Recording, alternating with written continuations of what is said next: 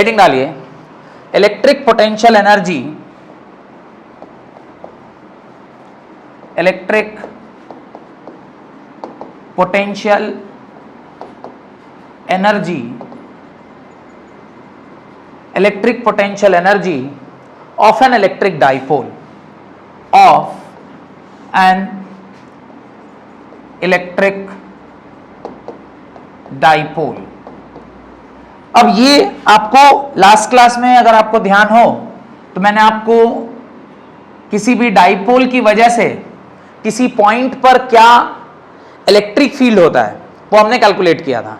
उसमें हमने 3 केस पढ़ा था, एक एक्सियल पोजीशन पे क्या होता है, एक इक्वेटोरियल पोजीशन पे क्या होता है, और एक किसी भी पॉइंट पे अगर रखा हुआ है तो उसकी वजह से इलेक्ट्रिक फील्ड क्या होता है। ये हमने पूरा बकायदा डेरिवेशन करके उसका सॉल्यूशन किया है। उसी को पढ़ने के बाद हमने फिर टॉर्क भी देखा था। टॉर्क का फॉर्मूला क्या लिखे थे, torque is equal to P cross E, that is PE sine theta. यहां तक हम लोग लास्ट क्लास में पढ़ चुके हैं। अब हम लोग उससे आगे पढ़ रहे हैं। लिखिए let an electric dipole of moment P be placed, let an electric dipole of moment P be placed in an electric dipole, sorry in an electric field। आपने क्या किया है, एक इलेक्ट्रिक डाइपोल को कहां फिट किए हैं, एक इलेक्ट्रिक डाइपोल को आप फिट कर रहे हैं कहां पर, इलेक्ट्रिक फील्ड में। एक इलेक्ट्रिक डाइपोल को आप कहां फिट किए हैं, इलेक्ट्रिक फील्ड में, जहां पर एक तरफ कौन सा चार्ज होगा, पॉजिटिव चार्ज, और एक तरफ कौन सा चार्ज होगा, नेगेटिव चार्ज। तो इस एंड पे हम लोग कौन सा चार्ज रखें, दिस एंड पे पॉजिटिव क्यू है और दूसरे एंड पे क्या होगा, नेगेटिव क्यू है। सेकेंड एंड पे क्या है, नेगेटिव क्यू। अब चूंकि फील्ड लाइन यहां से यहां जा रही है, फील्ड लाइन इधर है, तो इस पर्टिकुलर चार्ज के ऊपर फोर्स किधर लग रहा होगा, इस पर्टिकुलर चार्ज के ऊपर फोर्स किधर लग रहा होगा, इस पर फोर्स लग रहा होगा इस तरफ, इस पर फोर्स लग रहा होगा इस तरफ, और इस पर फोर्स लग रहा होगा इस तरफ। ये हमने लास्ट क्लास में देखा था कि फोर्सेस के डायरेक्शन और उसका मैग्नीट्यूड कितना था, QE के बराबर था। ध्यान आ रहा है। अब लिखिए इलेक्ट्रिक फील्ड E, यहां तक लिख लिए। आगे लिखिए making an angle theta, making an angle theta with the direction of electric field intensity E।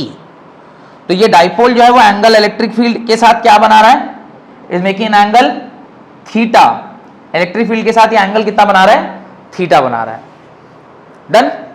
तो क्या मैं इसके नीचे इसका जो इसके द्वारा जो टॉर्क अप्लाई किया जाएगा उसको क्या लिख सकता हूं, torque is equal to will be written as torque is equal to P cross E। तो क्या मैं टॉर्क को PE साइन थीटा लिख सकता हूं। लास्ट क्लास में हमने इसका डेरिवेशन किया था। तो ये डायग्राम बना लीजिए और उसके नीचे इसको लिखिए। ये डायग्राम बनाइए। ये तो सिमिलर डायग्राम है, लास्ट क्लास में भी हमने ऐसा डायग्राम बनाया था जहां पे ये माइनस चार्ज है, ये प्लस चार्ज है, इसके ऊपर जो फोर्स लग रहा है वो प्लस QE लग रहा है और इस तरफ जो फोर्स लग रहा है वो माइनस QE लग रहा है। अच्छा, अगर इलेक्ट्रिक फील्ड ऐसा होता है तो मैंने आपको बताया था ना कि इस तरफ क्या मानेंगे, इस तरफ कौन सा चार्ज है, पॉजिटिव चार्ज है, और इस तरफ कौन सा चार्ज है, नेगेटिव चार्ज है, ताकि इलेक्ट्रिक फील्ड जो है वो ऑलवेज मूव करता है from positive charge to negative charge, from positive charge to negative charge. अब चूंकि हमें यहां पे पोटेंशियल निकालना है तो dW वो टाउ डी थीटा के बराबर होगा। Work done in term, work done का 2 फॉर्मूला होता है, एक होता है फोर्स इनटू डिस्प्लेसमेंट, पर वो किसके लिए होता है, कोई लीनियर ऑब्जेक्ट के लिए। यहां पे मैंने लास्ट क्लास में बताया था कि इसके ऊपर नेट फोर्स क्या है, 0 है, नेट फोर्स 0 है, बट मोमेंट ऑफ फोर्स 0 नहीं है, क्योंकि यहां पे क्या प्रोड्यूस होगा, टॉर्क प्रोड्यूस होगा। तो टॉर्क चूंकि प्रोड्यूस हो रहा है तो उसके द्वारा जो वर्क डन होगा वो क्या होगा, dW is equal to tau d theta. अब इस टॉर्क के जगह पे क्या मैं P साइन थीटा लिख के इसको जिस एंगल से जिस एंगल पे मुझे रोटेट करना है उसका मैं एंगल का लिमिट अगर पुट कर देंगे तो क्या मेरे को वर्क डन निकल के आ जाएगा। और वर्क डन का जो नेगेटिव होता है वो क्या होता है, पोटेंशियल एनर्जी। आप ऐसे समझिए, एक नारियल है, उस नारियल को आप उठा के कहां ले गए, 10 मीटर ऊपर लेके गए। अभी नारियल को नीचे से उठा के अगर ऊपर लेके गए हैं तो आप उसके ऊपर वर्क डन कर रहे हैं, कितना वर्क डन किए, आप उसको mgh से उठा के ऊपर ले गए। हाइट आप मल्टीप्लाई करें ना, mass into gravity into height, आप उस नारियल को ऊपर लेके गए, आपने काम किया। अब उस नारियल को जब आप ऊपर लेके गए हैं, उसके पास जितना आपने काम किया है उसके बराबर का उसके अंदर क्या स्टोर्ड है? पोटेंशियल एनर्जी स्टोर्ड है।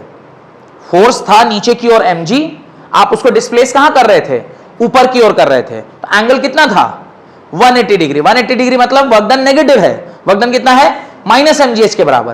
पर जब आप उस नारियल को इधर से ऊपर लेके गए हैं, उस टाइम पर जब वो नारियल ऊपर है, उसके पास एक पोटेंशियल एनर्जी है। कितनी पोटेंशियल एनर्जी? Plus mgh। कितना है? Plus mgh। अभी अगर आपको उसका एहसास नहीं है कि वो नारियल क्या कर सकता है, तो आप 10 मीटर नारियल ऊपर लेके जाइए और उसके नीचे खड़े हो जाइए। मानिए मैं सुवर्णा को उसके नीचे खड़ा कर देता हूं, और उसके माथा पे जैसे ही ये नारियल गिरेगा तो क्या एहसास हो जाएगा कि उस नारियल में क्या पोटेंशियल है। कई बार अपने क्लास में भी ऐसा होता है ना कि कोई कोई बच्चा एकदम भोंदू टाइप का, आंख में बड़ा बड़ा चश्मा लगा के ऐसा बैठा हुआ है, पर हंस रहे हैं आप, किसी को इमेजिन कर रहे हैं, तो ऐसे भोंदू टाइप का बच्चा बैठा हुआ है पूरा बड़ा बड़ा चश्मा लगा के, तो लोग उसको देख रहे हैं, हाँ गधा ये क्या कर लेगा। और जब रिजल्ट आ गया, अरे यार 98% ले आया, 95% ले आया, तो वो उसमें पोटेंशियल एनर्जी था पर वो दिखता नहीं, पोटेंशियल एनर्जी दिखाई नहीं देता है। तो पोटेंशियल एनर्जी क्या होता है? Negative of work done. तो वर्क डन अगर हम निकाल लें तो उसका नेगेटिव कर देंगे तो क्या हो जाएगा? हमें क्या मिल जाएगा? पोटेंशियल एनर्जी मिल जाएगा। तो अभी dw टॉर्क की जगह पे क्या लिख दूं? PE sine theta d theta लिख सकते नहीं लिख सकते? अब आप दोनों साइड पे क्या कर दीजिए? इंटीग्रेट कर दीजिए। दोनों साइड पे क्या कर दीजिए? इंटीग्रेट कर दीजिए। कहां से कहां तक? ये तो इंटीग्रेट करेंगे तो ये कैपिटल W हो जाएगा। इसको इंटीग्रेट करना है θ1 से लेकर θ2। अब जितना एंगल से जितना एंगल तक उसको क्या करना चाहते हैं? रोटेट करना चाहते हैं। अब जो आपका वर्क डन है, इसकी अगर हम बात करें तो work done is equal to PE sine theta d theta में कांस्टेंट क्या है? P कांस्टेंट है, इसको हमने बाहर निकाल लिया, P बाहर निकल गया। Integration of what? θ1 से लेकर θ2 तक साइन थीटा डी थीटा। यहां तक कोई डाउट? अब साइन थीटा डी थीटा का इंटीग्रेशन क्या आएगा? This will be minus cos theta. तो आप वर्क डन लिख दीजिए PE ब्रैकेट में minus cos theta and limit goes from θ1 से लेकर θ2 तक। कोई डाउट? यहां तक कोई डाउट? अब अगेन वर्क डन जब आप लिख रहे हैं तो ये तो हो गया PE। यहां पे हमारे पास दो ऑप्शन है। अगर हम इस नेगेटिव साइन को कंज्यूम कर लेते हैं तो लिमिट क्या हो जाएगा? चेंज कर जाएगा। तो या तो आप एक काम करिए, या तो लिमिट चेंज कर दीजिए, और नहीं तो सेकंड ऑप्शन है कि भाई आप नेगेटिव को क्या कर लीजिए? बाहर निकाल लीजिए और कॉस थीटा का लिमिट पुट कर दीजिए। तो कॉस θ2 माइनस कॉस θ1, ये आपका अल्टीमेटली। अब मान लीजिए थोड़ी देर के लिए लेट अस अज्यूम कि θ1 कितना दिया हुआ है? 90 डिग्री। θ1 कितना दिया हुआ है? 90 डिग्री। और θ2 क्या है? θ2 इज 0 डिग्री। और बोलिएगा सर हम ऐसा क्यों सोच रहे हैं, क्यों हम लोग ऐसा अज्यूम किए? जो आपका इलेक्ट्रिक डाइपोल है उसको आप थोड़ा ध्यान से देखिए। जब मैं कह रहा हूं 90 डिग्री, मतलब आपका जो अभी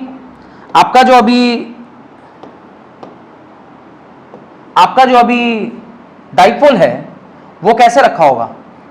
वो रखा होगा समथिंग लाइक दिस। 90 डिग्री पे कैसे रखा होगा?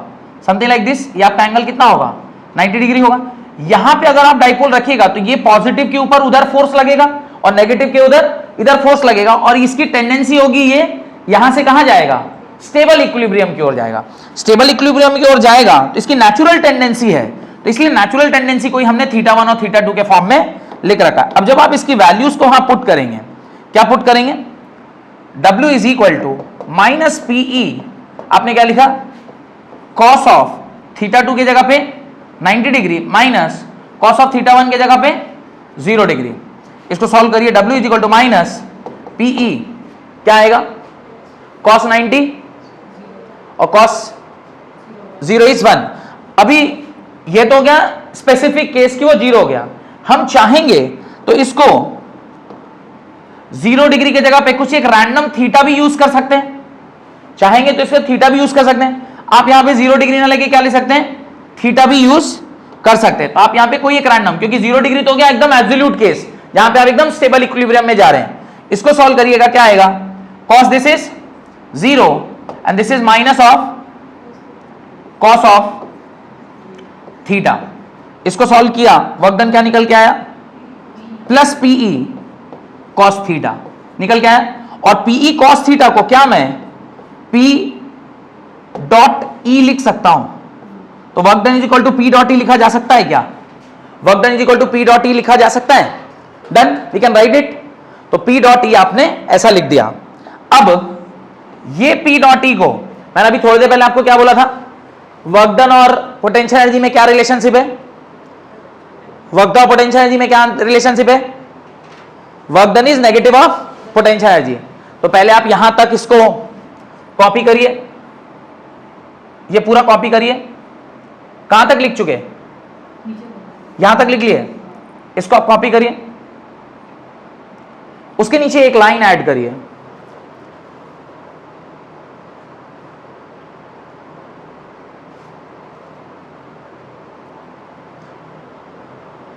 यहां तक लिख लिए, राइट।